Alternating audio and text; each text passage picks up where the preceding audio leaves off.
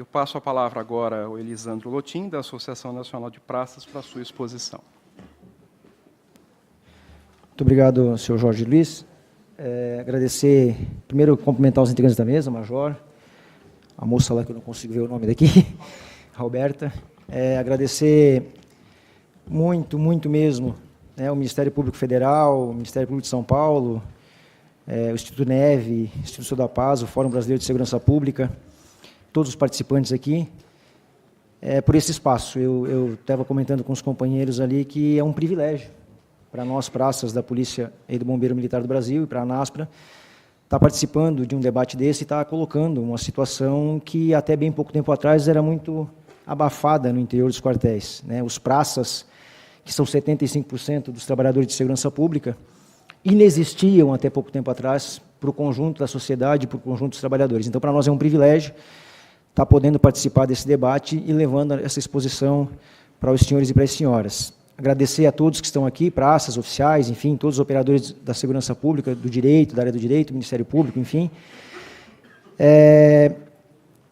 E dizer que, para mim, pessoalmente, é um privilégio muito grande de estar fazendo parte especificamente dessa discussão, porque eu estou do lado de pessoas que eu aprendi a ler e aprendi a entender sobre segurança pública, A professora Juita Rangluber, enfim, vários outros, professor Missi, que a gente vem acompanhando e lendo ao longo desses 23 anos de polícia militar, e estar do lado deles hoje, para mim, é um privilégio muito grande.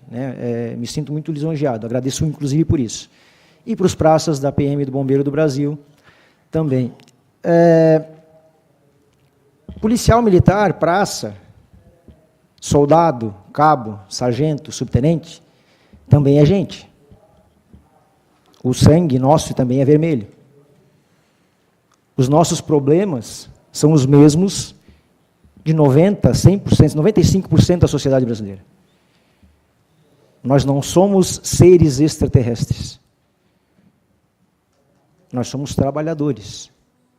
Trabalhadores com uma função diferenciada. Qual a função? Prestar segurança pública. Nós saímos do seio da sociedade.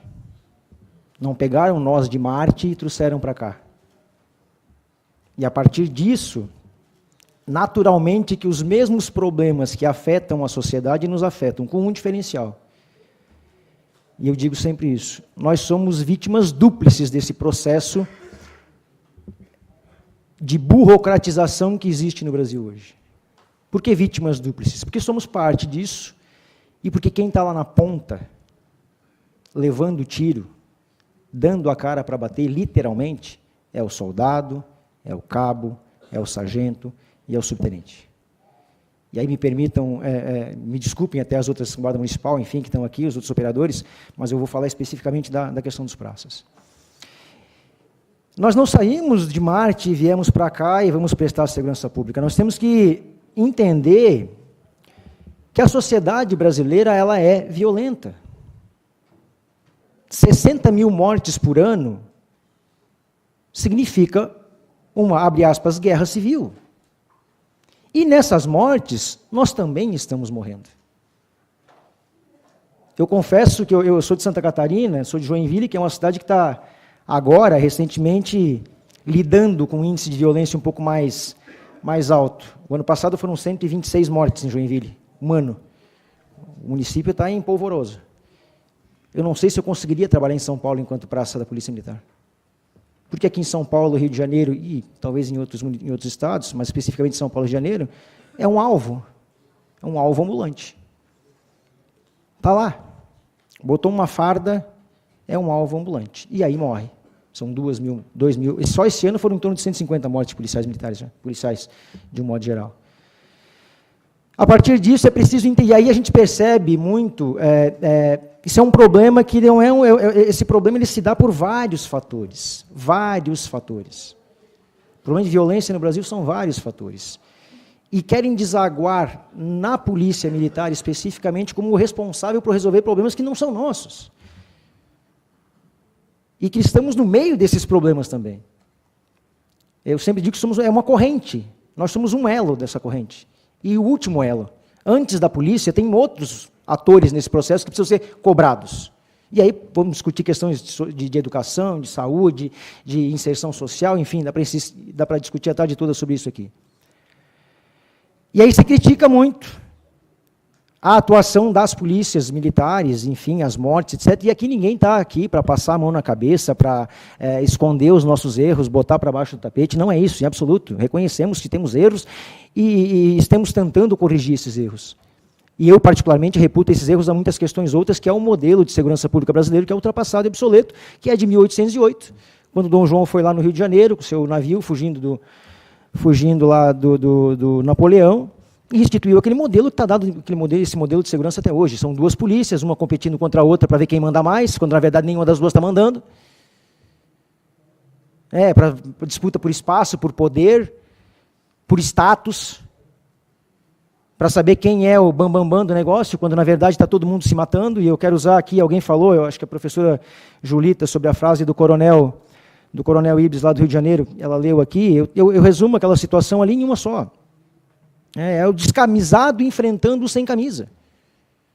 É isso que está dado hoje, é os descamisados enfrentando os sem camisa. E aí, nesse jogo todo, morre muita gente dos dois lados. E ninguém conseguiu se tocar ainda, que é uma guerra civil. É uma guerra civil. Agora, o porquê que nós chegamos a isso e o porquê que somos estigmatizados e condenados? Repito, ninguém está aqui para passar a mão na cabeça de ninguém, absolutamente. Agora, tudo tem uma explicação e uma moeda tem sempre dois lados. Sempre dois lados. A chamada... Tem aqui, né, um quebra-cabeça, correto? E nesse quebra-cabeça faltam algumas peças, estão sendo encaixadas peças. Uma dessas peças aqui é a Constituição brasileira, imaginando aqui a Constituição brasileira, na Polícia Militar. Nós somos subcidadãos. A nós é negado vários direitos. Eu vou pegar ali o microfone, porque eu vou...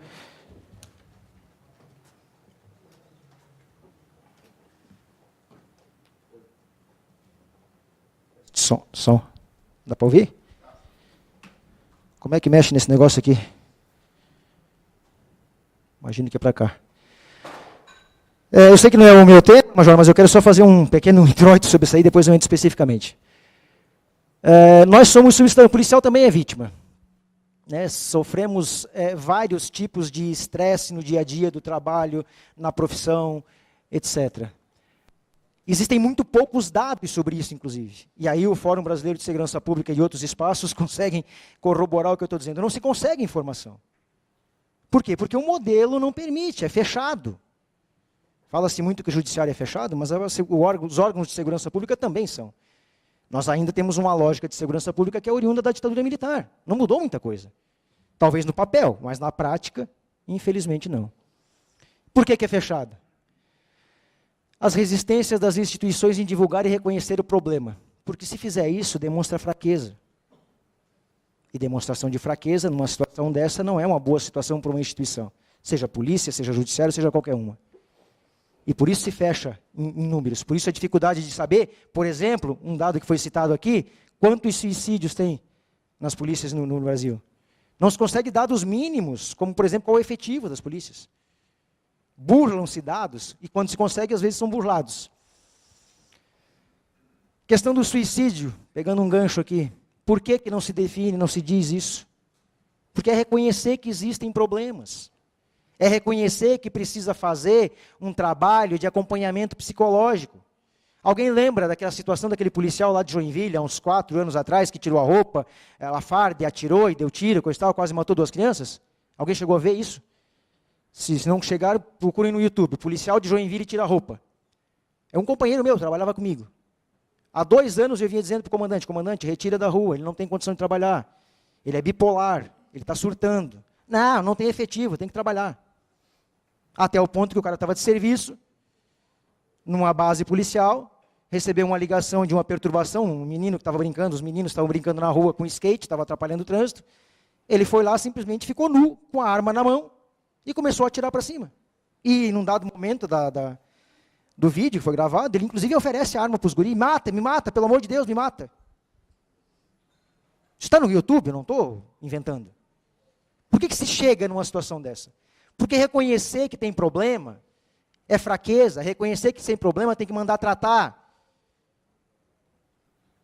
E aí, numa instituição militar, é um tanto quanto complicado isso. Em outras instituições já é, no militarismo, pior ainda.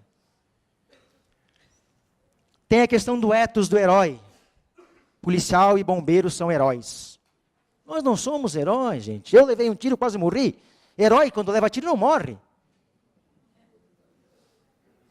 Como que história é essa de herói? Herói, quando se vai numa ocorrência e apanha, ele vai ter o braço quebrado. O herói não. O policial tem. Não existe herói. Não existe policial superior ao tempo, ao frio, à neve. Não existe. Tem que desmistificar isso. Tem que tratar policial e especificamente o praça, e desculpem, eu reitero, estou falando dos praças, como ser humano. Se não fizer isso, não vai mudar absolutamente nada. É chover no molhado. E eu estou há 15 anos trabalhando com isso. Discutindo isso, tentando levar essa mensagem. No Brasil, morre um policial a cada 32 horas, isso em 2012. Esse número, com certeza, já é maior. Só esse ano são cerca de 150 policiais. Suicídios, alguém falou dos números aqui. Tem uma matéria no...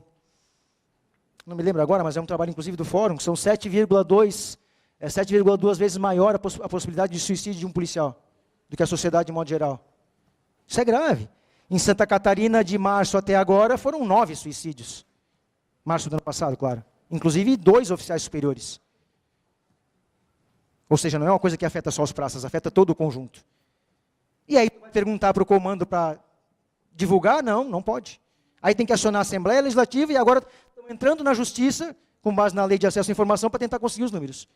Para tentar ver o que está acontecendo, para tentar ver se dá para tratar. De outro jeito não pode, porque é um problema. Depressão, estresse físico, mental, traumas psicológicos, mortes, dificuldades de relacionamento. Um trabalho a ser feito pelos pesquisadores, o índice de divórcio, de alcoolismo. Né, a expectativa de vida de um militar é 6,2 vezes menor. Isso é um trabalho feito por um bombeiro lá um oficial do bombeiro lá do Distrito Federal. Expectativa de vida menor. E isso afeta inevitavelmente o desempenho do nosso profissional de segurança pública. E dizer e não reconhecer isso, e utilizando a palavra de alguém, vamos deixar de hipocrisia? Vamos deixar todos de hipocrisia? Porque isso é fato, não estou inventando. E o resultado está aí. Síndrome de Burnout, né? Distúrbio psíquico, caráter depressivo, um estado de esgotamento físico, mental. Isso são vários casos que a gente tem. Agora deu um problema aqui. Alguém me ajuda, por favor. Ah, voltou. A vulnerabilidade. Pessoa ou grupo de pessoas suscetível a ser exposto a danos físicos e morais devido à sua fragilidade. É óbvio que a nossa profissão ela é vulnerável. Praças da PM e do bombeiro são os mais vulneráveis. Os praças são os mais vulneráveis de todos os atores envolvidos na temática de segurança pública. Estão na ponta do sistema, são os primeiros a chegar. Vivem o dia a dia da violência. Violência que parte da sociedade esconde. Joga para baixo o tapete, não é comigo. Mas quem tem que ir lá atender e resolver é um soldado, é um cabo, é um sargento. Eu uso um exemplo bem prático. Eu atendo uma ocorrência em que eu faço, e eu atendo ocorrência, eu sou policial de rua, tá? Eu estou de terno e gravata aqui por uma questão local, mas eu sou policial de rua. Eu atendo uma ocorrência onde eu faço um parto, que do ponto de vista do ser humano é uma coisa maravilhosa, e 5 minutos depois eu atendo uma ocorrência em que o padrasto estuprou uma filha de 2 anos. E aí querem que eu seja o super-herói, que isso não me afete. Como não afeta? Eu não sou um robô. O modelo militar nosso de segurança pública cobra sobremaneira, sendo que muitas das vezes não dá condições de vida para o desempenho da nossa função. Isso é básico. Tu não tem uma viatura para rodar, mas tu tem que fazer segurança pública. Te vira. Tu não tem efetivo para trabalhar. Fica 36 horas, meu filho. O importante é a segurança. Não estou dizendo que a segurança não é importante, mas que tipo de segurança alguém vai dar? Eu já dirigi uma viatura 36 horas de serviço. E não foram raras vezes. Nós não conseguimos até hoje uma coisa básica de qualquer trabalhador, que é ter uma jornada de trabalho digna.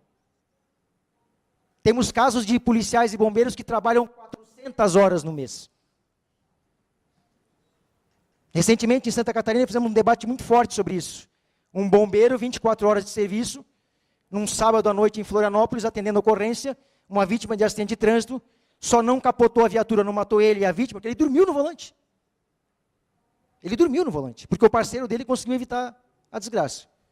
Como é que alguém pensa ou imagina que alguém trabalhando 24 horas de serviço sem dormir vai conseguir prestar um serviço de segurança de qualidade? Vamos deixar a hipocrisia de lado?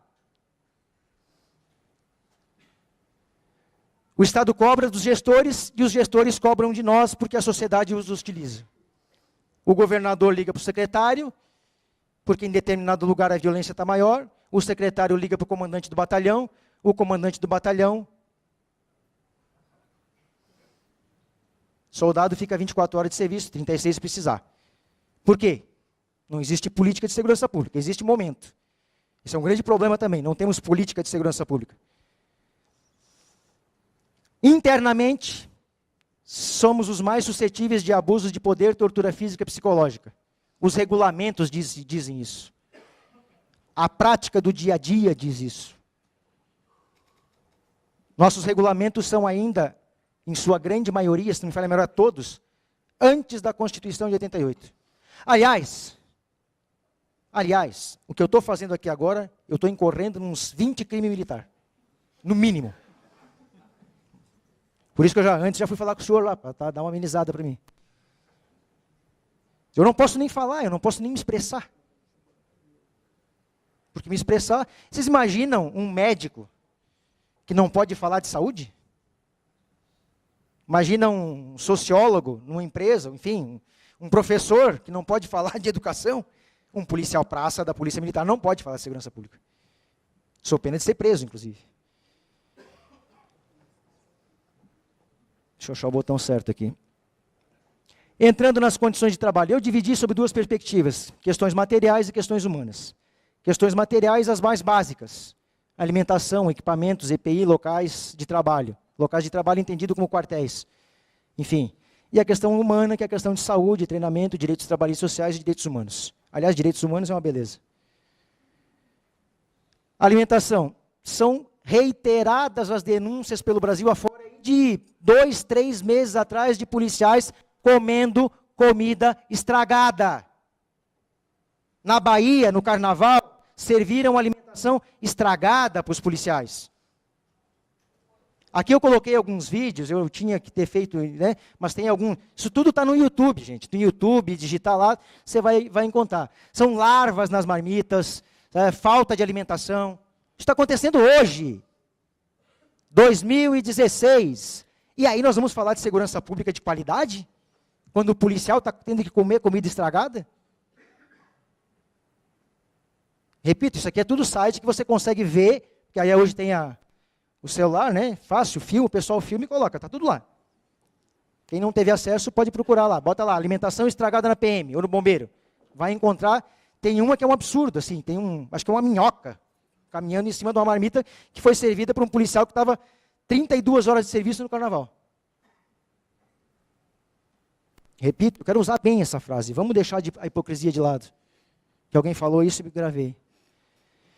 Equipamento obrigatório. Em Santa Catarina, nós, depois de uma luta de 10 anos, conseguimos que todos os policiais tenham o seu EPI. Colete, pistola, tonfa, cinto. Mas mesmo assim, por vezes, tem problema. Quero crer que na maioria do Brasil não é assim. Não tem. Como é que funciona? O policial está de serviço 12 horas ou 24, um calor de 40 graus, no outro dia ele passa o serviço, tira aquele colete que ele usou, que está todo suado, e entrega para o outro companheiro dele. E o outro companheiro dele usa mais 24 horas aquele colete. Isso é anti-higiênico. Mas está acontecendo hoje. Muitos locais do Brasil ainda usam o 38. Como é que vai enfrentar um marginal? E eu tenho recebido o WhatsApp de locais e cidades do interior do Brasil, onde chegam 10, 12, 15 marginais de caminhonete e cercam a cidade, e está lá o policial com 38. E o cara com uma R15. E aí eles querem que a gente seja o super-herói. Espera aí. Eu não sou burro. Eu não vou morrer. Isso está acontecendo hoje. Colete, algema, enfim, colete vencido. Colete vencido é o que mais tem no Brasil hoje. É o que mais tem no Brasil. Ora, equipamento básico. É equipamento básico, a arma e o colete são equipamento básico para prestar o serviço. E o colete está vencido. E o Estado não tem uma política de segurança para comprar colete, para comprar armamento adequado. Eu coloquei ali, seria como se cada juiz e promotor, quem não tem o kit, seria como se cada juiz, promotor, tivesse que passar no final do seu turno de serviço o código para o outro, ó, pega o teu código aqui, sabe? No dia a dia. É assim que funciona hoje no Brasil. O policial, ele passa o equipamento um para o outro, policial militar. Acho que a polícia civil até nem tanto, mas a polícia militar, a regra é essa. E aí tem que usar um colete que foi usado o dia todo, é anti-higiênico, enfim. Coletes vencidos, eu já falei. Armamentos ultrapassados, velhos com defeitos, isso tudo. Não, eu não estou aqui inventando a roda. Tudo que eu estou falando aqui, os senhores já leram, já viram e sabem o que está acontecendo. Às vezes nem fardamento nós temos, tá? Às vezes nem fardamento. Muitos policiais compram o fardamento, inclusive. Compram com o seu bolso porque o Estado não fornece. Aqui a questão dos equipamentos de proteção individual que eu coloquei, são várias denúncias que está tudo na internet, né?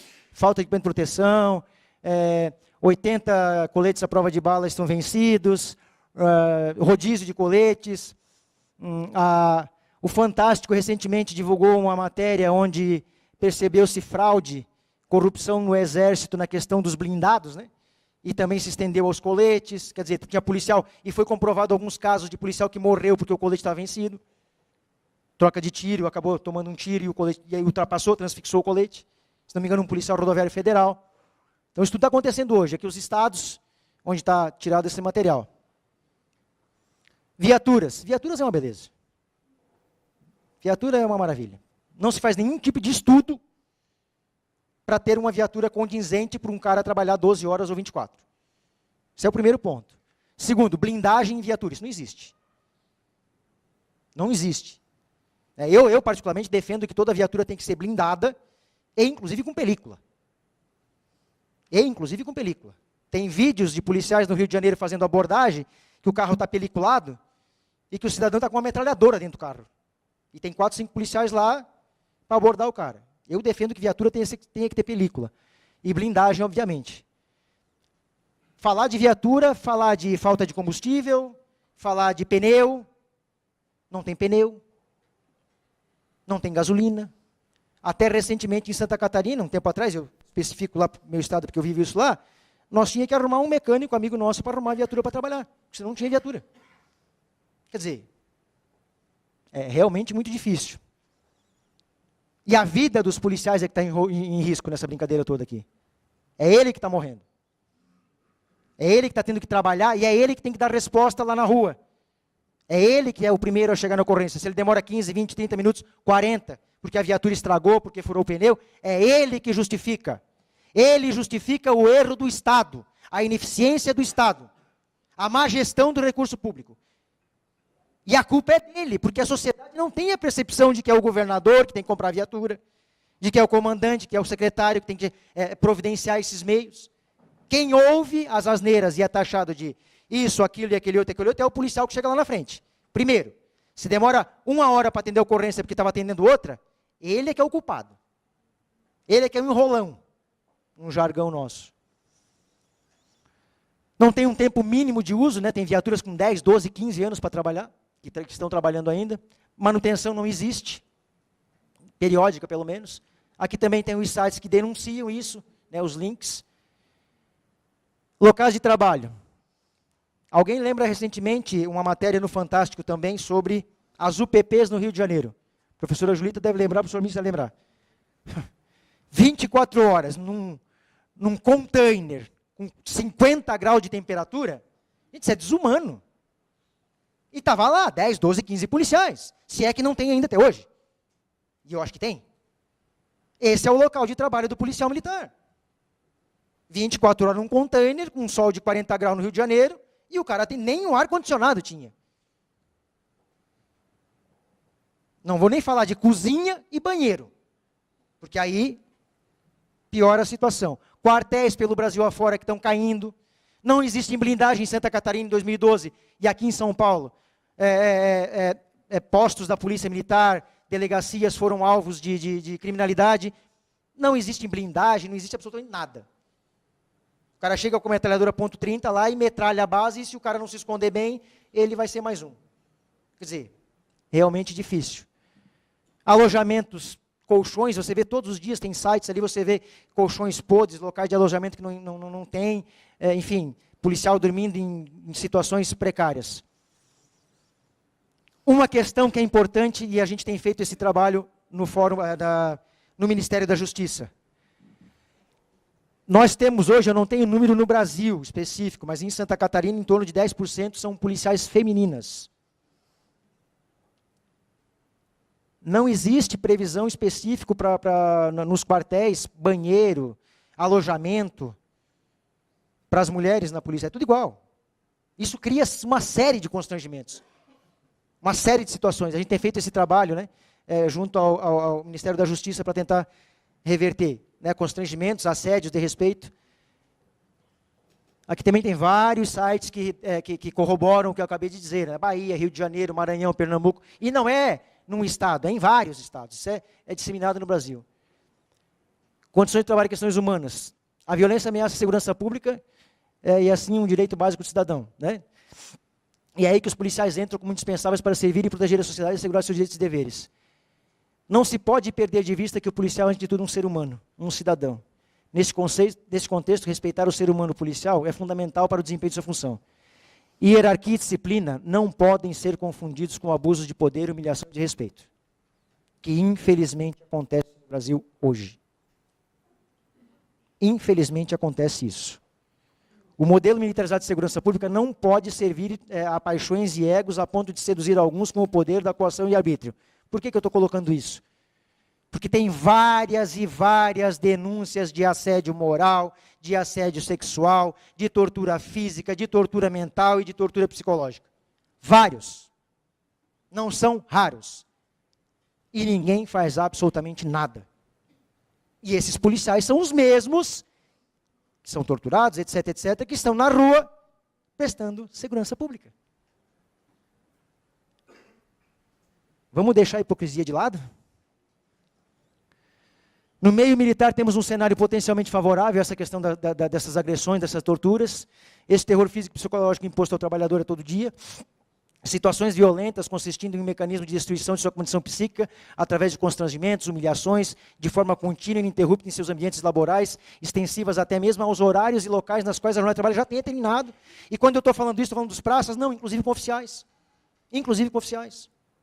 Não somos só nós, praças, vítimas, somos mais propensos a ser vítimas disso, mas também tem com os oficiais, e inclusive de folga.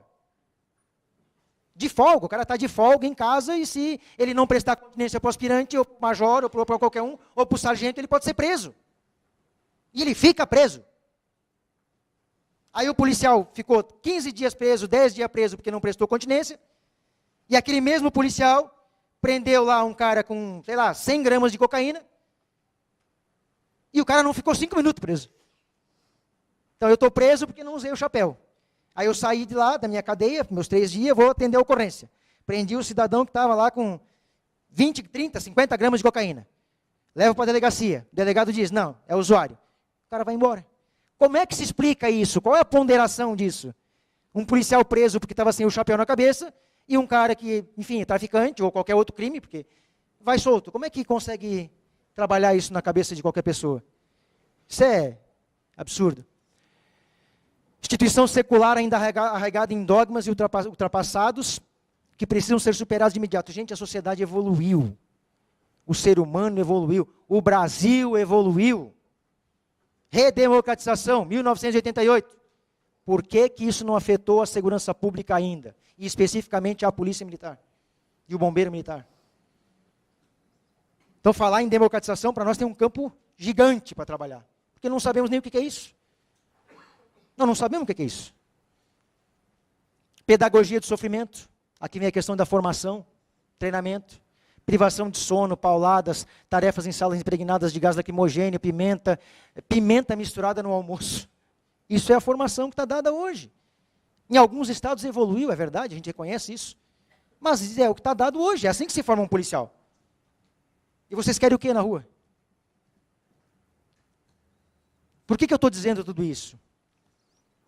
Eu estou tentando defender o soldado de uma maneira que vocês entendam que ele é formado para ser assim. Ele é formado para ser isso. Repito, tem algumas evoluções? Tem. Mas a regra geral é essa, e a regra geral vai ser comprovada daqui a pouco. A crença geral é que o treinamento baseado em violência psicológica, moral e até física é necessário para condicionar o corpo e a mente dos soldados para vencer o medo. O que é isso? Isso é polícia cidadã? E assim, tem vários estudos que comprovam isso, o professor Miss sabe disso. Reprodução comportamental gera um círculo vicioso de assédio e violência, isso tudo é transmitido para a sociedade. Tudo. Direitos humanos para nós ainda existe. O que é direitos humanos? Vai falar para um policial em direitos humanos se ele foi torturado há 2 semanas atrás? Vai falar para um policial em direitos humanos quando ele ficou 30 horas de serviço? Vai falar em direitos humanos para um policial que ficou preso 5 dias porque estava com a bota suja? Como é que vai falar em direitos humanos para um policial, gente? Militar? Isso é utopia. Isso é hipocrisia.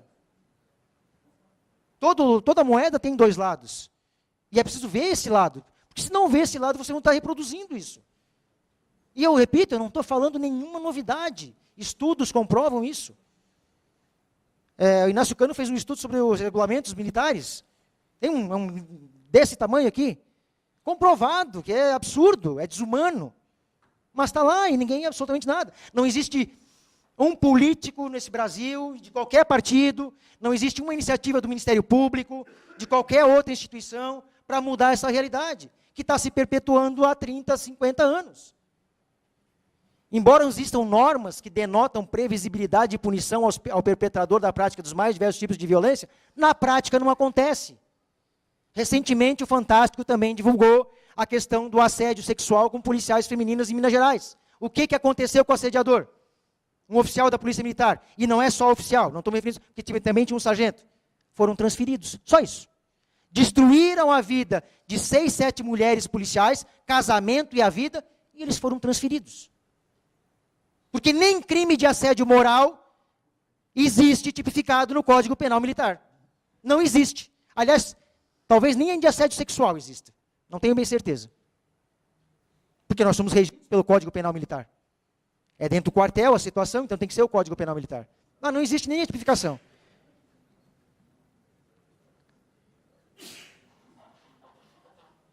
Relações humanas.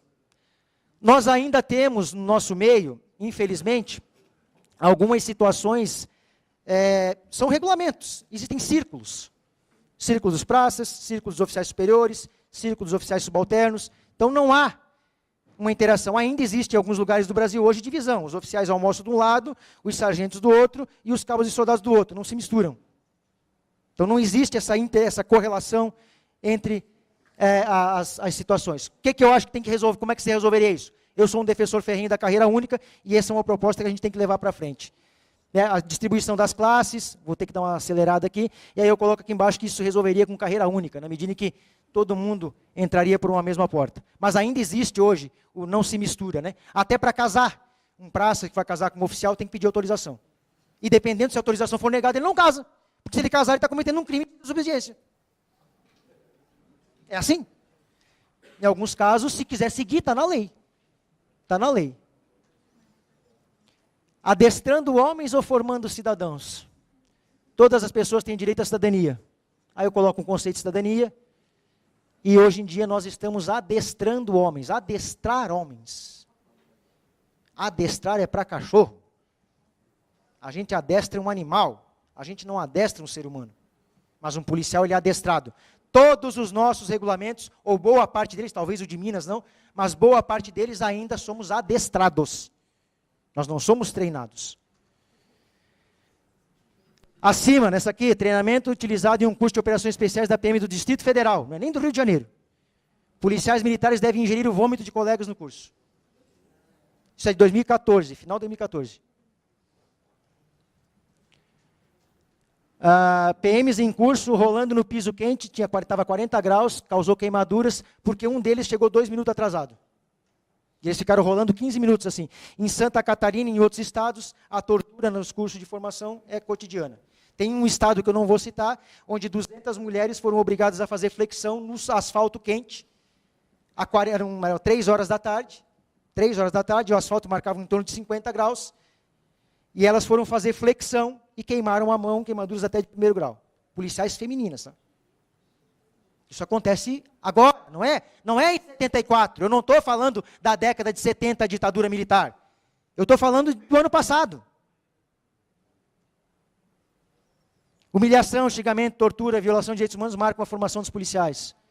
Inquérito conclui que houve tortura no curso do Cefap, inquérito da Polícia Civil. Cefap é curso de formação de praça. Torturaram as pessoas. E aí vão falar de direitos humanos para policial, mas como? Isso acontece, repito, eu não estou falando do ano passado. Após o treino de 12 de novembro, 33 alunos tiveram queimaduras e desidratação. Alunos que vão estar amanhã prestando segurança pública para todos. Direitos humanos, a formação e treinamento. Policial vai defender, como é que um policial vai defender e entender direitos humanos se os seus direitos básicos são desrespeitados? Cultura da violência nasce com a desumanização e a robotização policial. Aqui alguns números do Fórum Brasileiro de Segurança Pública, né? 38% dos policiais militares já foram vítimas de tortura em treinamento, quase 40%. 77% afirmam ter sofrido discriminação por ser policial. 64% já foram humilhados ou desrespeitados. 20% foram humilhados e respeitados por colega da mesma patente. Ou seja, isso é uma coisa que está já estigmatizada entre todos. 34% afirmam que tiveram seu direito de defesa negado na corporação. 16% já foram discriminados por convicções políticas. Convicções políticas. Cara, é de esquerda. E hoje mesmo está uma beleza. Se falar que é de esquerda, meu filho, vai ser fuzilado. 41% disseram que seus direitos trabalhistas são desrespeitados. Direito trabalhista é o que mais se desrespeita nas instituições militares. Policial é subcidadão, não pode fazer greve. E aqui tem um fator fundamental. A partir de 88, o soldado e o cabo começaram a votar, porque até lá não votavam. Quando nós começamos a votar, e aí nós começamos no final da década de 90, nós começamos a nos organizar em associações, para lutar pelos direitos. E aí houveram algumas eleições de deputados, policiais pelo Brasil afora. E a classe política viu isso. E viu que é um grupo grande de eleitor. Policial é um grupo grande de eleitor. Bastante voto. O que se faz hoje? Isso tem sido reiterado nos últimos 10 anos. O candidato A, B ou C a governador, chega, reúne a categoria, com suas famílias, e etc, etc, etc, promete mundos e fundos, salário, carreira, vou mudar regulamento, vou fazer tudo. Não, realmente, vocês são humilhados, vou fazer o melhor possível. O policial acredita e vota. E o cara ganha a eleição. Só que na hora de cumprir, ele não cumpre. Aí o policial, através da sua associação, vai reclamar. Aí, dá-lhe regulamento militar. Expulsão, prisão, assédio. Ou seja, cria uma expectativa, e aí no momento que se elegem, né, corroboraram com a sua intenção, quando o cara vai lá cobrar, tem leis que foram aprovadas, leis salariais foram aprovadas, não foram cumpridas, e quando o policial foi reclamar, foi preso. Porque daí o regulamento não pode reclamar. Não pode reclamar. Não tem direito a reclamar. Só que quando foi para buscar o voto lá atrás, a maioria dos problemas que tem, das manifestações que tem, inclusive algumas são reputadas como quebra da ordem do Estado, querer dominar o Estado, balela discurso. São promessas e leis que não foram cumpridas, que deram muitos votos para muitas pessoas e na hora de cumprir não cumpriram. Aí o policial vai reclamar e acaba sendo preso, aí usam todo o regulamento militar, aqueles mesmos regulamentos da década de 60, 70, 80, para coagir, para prender e para expulsar. É isso que acontece. Infelizmente. Somos presos e processados por reivindicar. Aí eu coloco ali as próprias leis em busca dos votos, após eleitos descumprindo as leis, surgem reivindicações, utilizam os arcaicos para punir e prender. Prisão administrativa, nós estamos na categoria que ainda não tem HC, habeas corpus na prisão administrativa. Não tem, a Constituição diz isso. A Constituição é uma coisa que não entrou ainda nas polícias. E aqui, essa questão dos regulamentos, tem projeto de lei tramitando lá, se não me falha a memória, era projeto de lei 7642, foi aprovado na Câmara e está hoje no Senado para acabar com a prisão administrativa. Regulamentos arcaicos, enfim, aí eu coloco o Inácio Cano algumas frases que ele coloca. Eu gosto muito do trabalho dele, acho que muito bacana. Imagina um professor que não pode falar de educação, um médico que não pode falar de segurança, de saúde. Segundo seu estudo, ao menos 10 estados da unidade da federação, esse estudo já é um pouco antigo, talvez tenha mudado um pouquinho, possuem regulamentos anteriores à CF, inspirados nos regulamentos do Exército. Alguns estados até adotam diretamente o RDE, que é o regulamento do próprio Exército. O artigo 18 do Decreto-Lei estabelece que as polícias militares serão regidas por regulamento disciplinar regido à semelhança do RDE. Nós ainda somos regidos muito pelo Exército, inclusive. Aqui é uma beleza, né? Policiais militares, o último escravo do Brasil, e é verdade. É verdade. Trabalha de graça, a hora que alguém quiser. Se me ligarem agora, eu sou obrigado a correr para trabalhar, porque eu estou de serviço e não tem nada que impeça folga, vivência familiar, vida social, estudar. Nem se estudar consegue, a não ser que esteja, enfim, um acordo. Nem isso se consegue hoje. Isso acontece em todos os estados. É urgente a instituição de uma legislação para efetivar uma jornada de trabalho para os policiais. Sem isso, isso fere claramente os direitos humanos. É urgente. Todo trabalhador é 40 horas semanais. Por que um policial tem que trabalhar 400 horas no mês e não receber por isso? Isso, para mim, é escravidão. Isso é utilizado, todos os estados fazem isso. Jornada de trabalho definida em lei, não definição de trabalho gera insegurança, impedindo o servidor de se organizar frente à sua vida pessoal, enfim. Escalas desumanas, desgastantes, geradoras de estresse, isso tudo é, sabe, uma coisa leva a outra. Você tem que perceber que uma coisa, né, 24 horas trabalhando, 36, estresse, desgaste, erros, né, pessoas que acabam, enfim, sendo mortas tudo acaba acontecendo aqui. Tudo isso acaba acontecendo, por questões que simplesmente são ignoradas por parte de todo mundo. Tenho mais alguns minutos. Fique à vontade. O intento de dizer isso aqui, tudo, para os senhores e para as senhoras, é tentar dizer que a gente também é ser humano. Que a gente também é ser humano, que a gente tem que ser tratado como ser humano. Do contrário, enquanto não houver o tratamento para o policial e para o bombeiro militar enquanto ser humano, nada vai mudar. Nada vai mudar. Não adianta. Eu estou há 15 anos dizendo isso. O que eu estou dizendo aqui, eu já decorei. Estou há 10, 12 anos, já falei isso no Senado, no Congresso, em várias assembleias legislativas, para presidente, para governador, para um monte de gente. Enquanto a sociedade não ver, a sociedade, o Estado e os órgãos, não ver o policial militar como um ser humano e não como um super-herói, é utopia qualquer outra forma de discussão. É sonho. Começa nessa lógica. E, a partir disso, claro, uma gama de trabalho, de debate que tem que ser feita na perspectiva de discutir o modelo de segurança pública brasileiro, que é arcaico, que é obsoleto, e reconhecer que a sociedade brasileira, infelizmente, ela é violenta, e essa violência, a gente vive nesse meio dessa violência. Eu acho que era isso. Agradeço. Só uma brincadeira para encerrar. Eu estou fazendo pós-graduação lá em Santa Catarina, e aí tem na minha turma nós temos juízes, promotores, etc. E aí, essa questão de acirramento ideológico, esquerda, direita, não sei o quê, eu sou um tanto quanto combativo com relação a isso, defendo a democracia até o fim dos meus tempos, independente de ser esquerda ou direita. E aí, por conta daquela situação da condução coercitiva, houve um debate bacana. E aí, quando eu cheguei aqui ontem, tinha um carro do Ministério Público me esperando lá, coisa e tal. Eu até nem tinha prestado atenção, e aí vi um rapaz com uma placa, coisa e tal. Daí eu já fui no grupo do WhatsApp e só falei, tem um pessoal do Ministério Público esperando aqui. Será que é alguma condução coercitiva também? Porque o lotim, cabo da polícia, meio contestador, meio falador, coisa e tal, de repente pode acabar sobrando alguma coisa. Mas é só para descontrair. No mais, gente, é torcer para que vocês nos vejam como seres humanos e dizer assim, não existe debate sobre democratização da segurança pública se não levar em conta tudo o que eu falei aqui do ponto de vista do trabalhador da segurança pública, do praça, da polícia e do bombeiro militar. Jornada de trabalho, respeito aos direitos humanos mais básicos. Se não houver isso, qualquer outra coisa é utopia, é sonho e não vai resolver. Muito obrigado.